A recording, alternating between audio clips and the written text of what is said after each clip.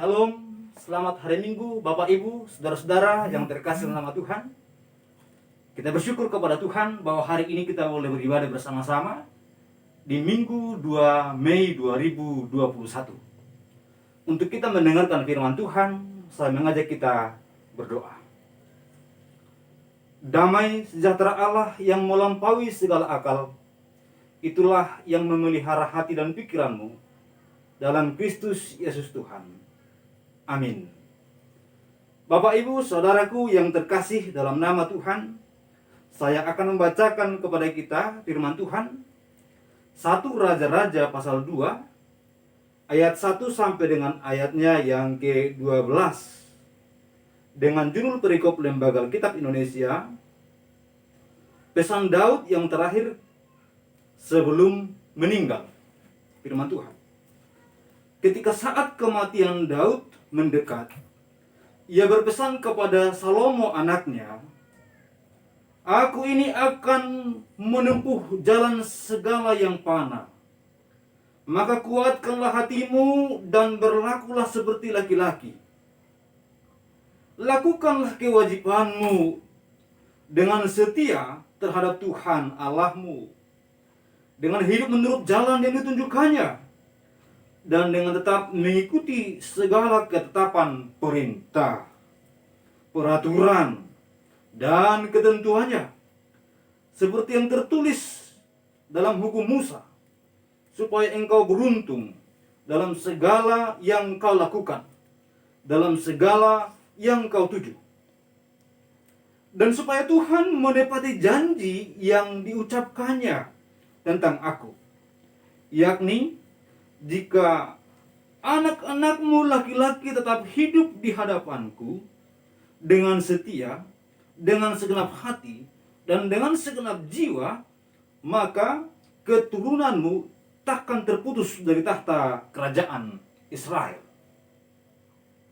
Dan lagi engkau pun mengetahui apa yang dilakukan kepadaku oleh Yoab, anak Zeruia, apa yang dilakukannya kepada kedua panglima Israel, yakni Abner bin Ner dan Amasa bin Yeter. Ia membunuh mereka, menumpahkan darah dalam zaman damai, seakan-akan ada perang, sehingga sabuk pinggangnya dan kasut kakinya berlumuran darah. Maka bertindaklah dengan bijaksana, dan janganlah biarkan yang ubanan itu turun dengan selamat ke dalam dunia orang mati. Tetapi kepada anak-anak Barzilai, orang Gilead itu, haruslah kau tunjukkan kemurahan hati. Biarlah mereka termasuk golongan yang mendapat makanan dan minuman dari mejamu. Sebab mereka pun menunjukkan kesetiaannya dengan menyambut aku pada waktu aku melarikan diri dari depan kakakmu Absalom. Juga masih ada padamu Simei bin Gera, orang Benyamin, dan Bahurim. Dialah yang mengutuki aku dengan kutuk yang kejam pada waktu aku pergi ke Mahanaim. Tetapi kemudian ia datang menyongsong aku di sungai Yordan, dan aku telah bersumpah kepadanya demi Tuhan, takkan kubunuh engkau dengan pedang. Sekarang janganlah bebaskan dia dari hukuman, sebab engkau seorang yang bijaksana dan tahu apa yang harus kau lakukan kepadanya, untuk membuat yang ubanan itu turun dengan berdarah ke dalam dunia orang mati." Kemudian Daud mendapat perhentian bersama-sama dengan nenek moyangnya, dan ia dikuburkan di kota Daud. Dan Daud memerintah orang Israel selama 40 tahun di Hebron. Ia memerintah 7 tahun di Yerusalem. Ia memerintah 33 tahun.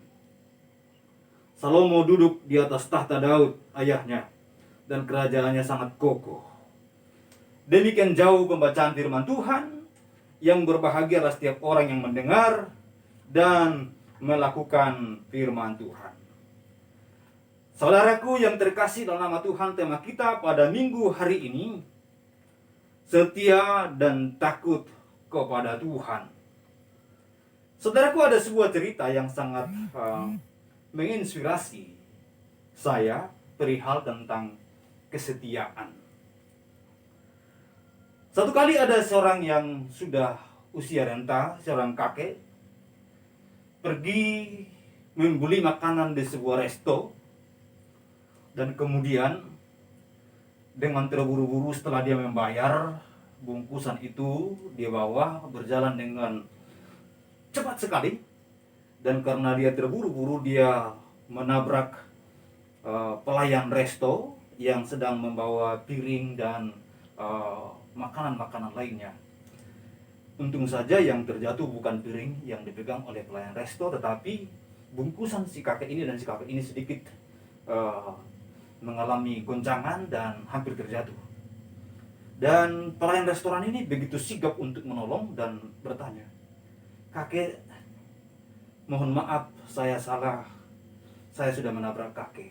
Lalu si kakek ini berkata, "Bukan kamu yang salah, nak. Saya yang salah. Saya terlalu terburu-buru. Saya yang nabrak kamu. Saya tidak lihat jalan." Lalu si pelayan ini berkata, "Mengapa kakek begitu terburu-buru untuk pergi sampai akhirnya hampir menabrak saya dan hampir terjatuh kita berdua?" Si kakek ini berkata, "Anakku, saya tidak punya anak kandung, tetapi saya punya istri yang sudah lanjut usia seperti saya. Dan dia menderita penyakit Alzheimer. Alzheimer itu berarti bahwa ibu adalah lupa ingatan, segala-gala lupa. Dan dia sekarang dirawat dan ada di panti jompo. Karena saya tidak bisa merawatnya karena saya sudah sangat tua. Saya sudah berjanji kepadanya hari ini, kami akan makan siang bersama-sama. Maka saya tidak mau terlambat, karena saya mengasihi dia." Lalu si pelayan resto ini berkata, "Mengapa kakek harus buru-buru? Tadi kan kakek bilang bahwa dia Alzheimer, berarti dia lupa. Dia lupa bahwa hari ini kakek sudah janji dengan dia.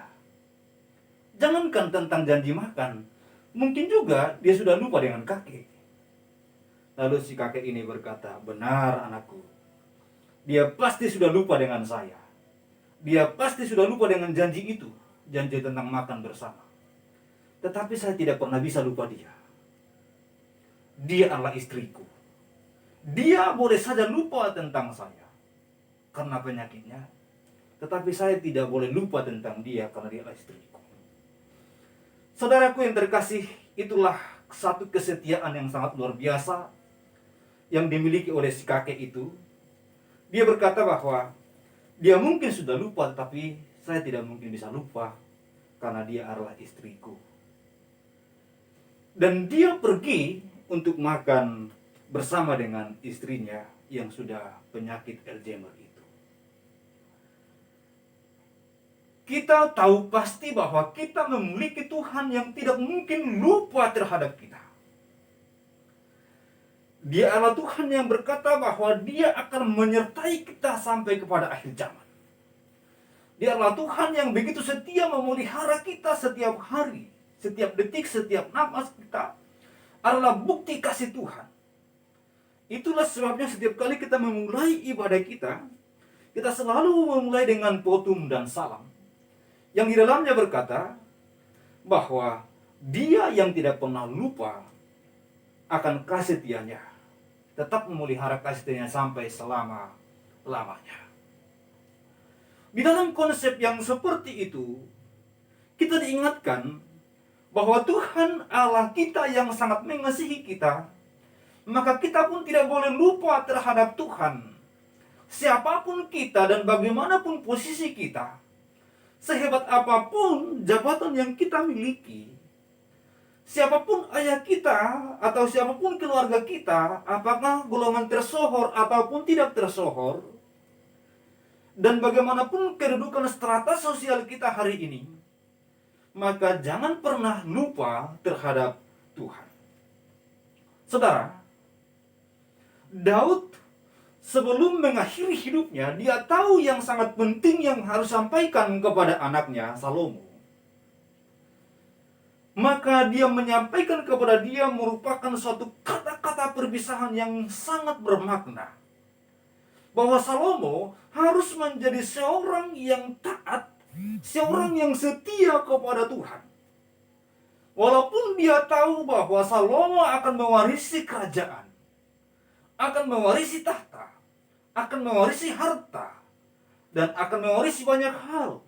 Tetapi dia tahu yang terbaik dari semua warisan yang ada, yang terbaik dari segala sesuatu yang ada, adalah bahwa dia harus tetap setia kepada Tuhan. Dan saudara, itulah yang dia sampaikan sebelum dia mengakhiri hidupnya. Jadi, dia mengajarkan sesuatu yang terpenting bagi Salomo, agar Salomo menjadi pribadi yang setia kepada Tuhan. Saudaraku yang terkasih oleh nama Tuhan, hari ini kita merenungkan firman Tuhan. Sebuah pesan yang sangat luar biasa yang datang dari Daud kepada Salomo, agar dia menjaga hatinya, agar dia tetap setia kepada Tuhan, dan agar tetap takut akan Tuhan ketika nanti napas terakhir akan dihembuskan, ketika nanti Daud akan meninggal dunia. Tetapi dia sangat mengharapkan bahwa anaknya itu nanti adalah seorang anak yang setia, seorang yang taat kepada Tuhan, seorang orang tua yang begitu mengasihi Tuhan, seorang orang tua yang mengerti tujuan hidup, seorang orang tua yang mengerti bahwa kita semua harus menyembah Tuhan, harus beribadah kepada Tuhan, dan harus membuat Tuhan yang terutama dalam kehidupan kita. Itulah satu teladan yang diberikan Daud melalui nats ini. Saudaraku, ini menjadi suatu pengajaran bagi kita pada minggu hari ini. Sudahkah kita juga selalu mengingatkan kepada anak-anak kita, telah memberikan contoh kepada anak-anak kita, agar mereka menjadi orang-orang yang setia, agar menjadi orang-orang yang taat kepada Tuhan? Itu harus menjadi ada di dalam pengajaran kita hari demi hari, dan bahkan juga dalam praktek hidup kita, agar dengan demikian tatkala kita mengajar dengan kata-kata, maka mereka dapat melihat bukti melalui perbuatan kita masing-masing. Di dalam hal yang demikian, maka Daud mengatakan kepada Salomo bahwa dia akan segera meninggalkan dunia ini. Dia akan menjalani jalan yang fana. Dikatakan, maka kuatkanlah hatimu dan berlakulah sebagai laki-laki. Dia mengatakan, kuatkanlah hatimu dan jadilah seorang yang bertanggung jawab. Kuatkanlah hatimu agar engkau tidak mudah tergoda meninggalkan jalan Tuhan, agar engkau tetap setia di dalam jalan itu, dan agar engkau tetap setia dan bertanggung jawab menjalankan kehidupan yang baik, sebagai bukti bahwa engkau takut kepada Tuhan. Hidup yang bertanggung jawab untuk melakukan seluruh kewajiban kepada Tuhan, sebagaimana dikatakan pada yang ketiga.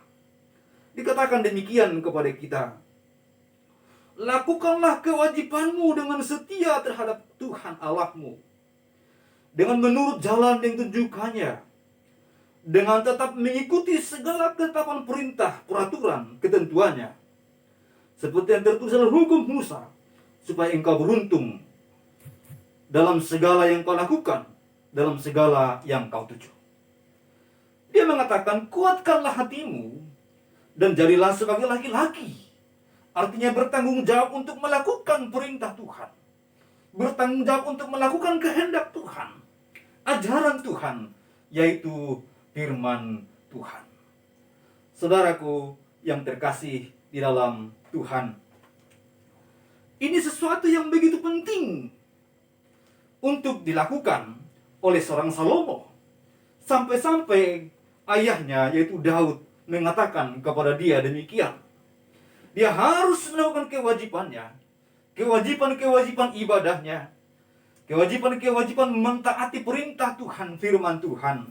Tadi dikatakan hukum Musa, karena itulah yang ada pada waktu itu dalam bentuk gulungan, mewakili dari firman Tuhan Dan itu berarti jika hari ini firman Tuhan datang kepada kita dan kita mendengarkan renungan atau khotbah minggu ini, maka ketika dikatakan melakukan hukum-hukum Tuhan, perintah Tuhan, maka tak lain artinya adalah Alkitab, dari kitab Kejadian sampai kitab Wahyu.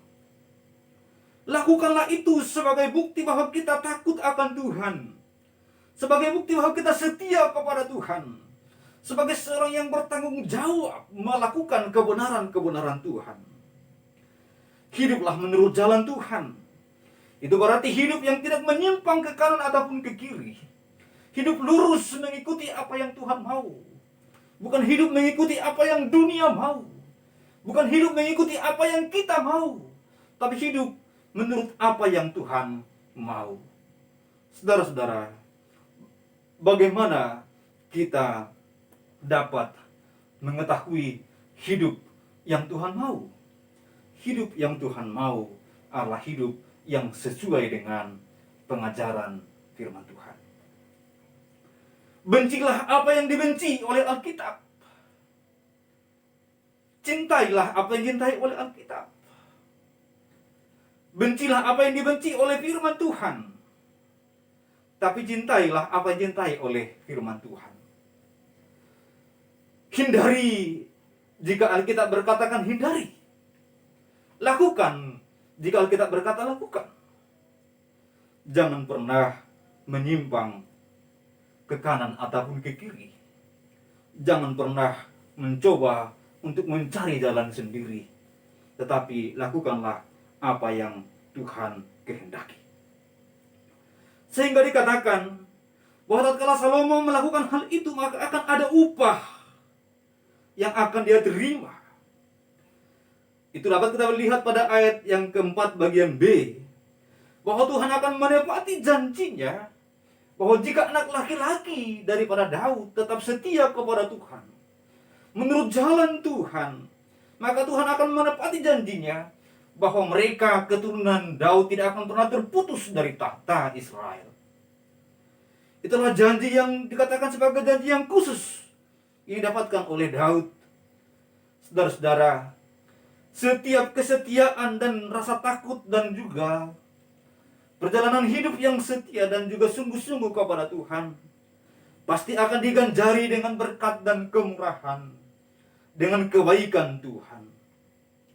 Bahkan tatkala kita masih seteru Allah, Allah telah menunjukkan kasih dan kemurahannya kepada saudara dan saya dengan merelakan putranya untuk mati bagi kita.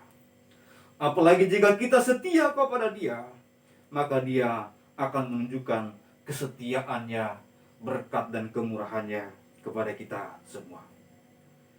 Saudara-saudara, tetapi juga dikatakan bahwa Dia harus juga mengganjari orang yang tidak setia, orang yang tidak benar, orang yang melakukan kesalahan. Mereka pun harus diganjari dengan hukuman. Itu adalah suatu bukti kebijaksanaan. Maka dikatakan bahwa Salomo diharapkan menjadi orang yang akan menghukum Yoab yang telah membunuh 2 panglima Israel dengan tanpa salah, seolah-olah ada perang.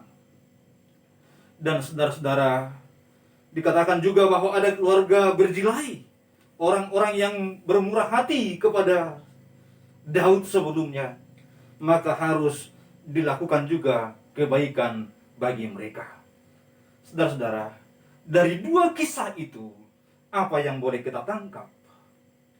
Baik kepada Yoab ataupun kepada keluarga Barzilai, maka yang kita tangkap dari sana adalah jangan air susu dibalas dengan air tuba. Jangan kebaikan dibalas dengan keburukan. Tetapi ganjarilah sesuatu sesuai dengan apa yang dia perbuat. Bukan berarti harus membalas dendam, tetapi keadilan haruslah tetap dilaksanakan. Baik keadilan demi kebaikan untuk memberikan belas kasih dan kemurahan, maupun suatu pelajaran bagi orang-orang yang melakukan hal yang menyimpang.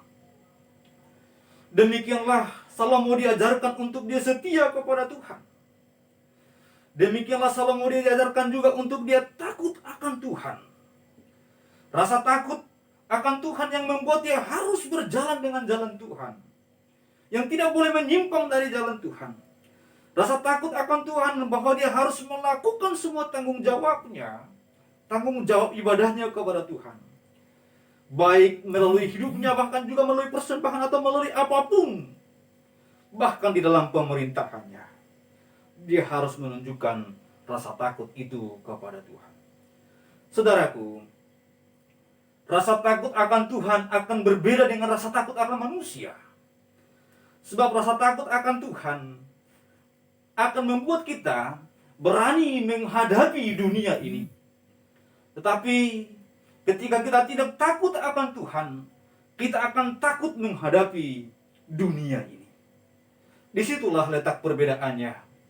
Mengapa Salomo, Daud, dan raja-raja Israel yang saleh, orang-orang yang setia kepada Tuhan, orang-orang yang takut kepada Tuhan, mereka memiliki keberanian sangat luar biasa di dalam pemerintahan mereka.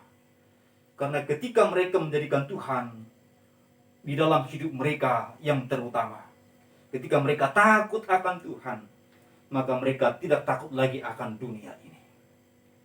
Saudaraku yang terkasih dalam nama Tuhan, biarlah firman Tuhan yang telah kita dengarkan pada hari ini dapat menjadi berkat bagi kita. Dikatakan pada ayat-ayat terakhir dari apa yang saya bacakan tadi, berbicara tentang bagaimana Daud pada akhirnya meninggal dunia dan beristirahat, mendapat perhentian bersama-sama dengan nenek moyangnya, dan Salomo menggantikan kedudukannya, tahtanya. Dan di kemudian hari kita akan mengenal dan juga mengetahui bahwa Salomo sebagai seorang raja yang paling berhikmat, seorang raja yang paling diberkati, seorang raja yang begitu dikasihi dan disayangi oleh Tuhan. Mengapa?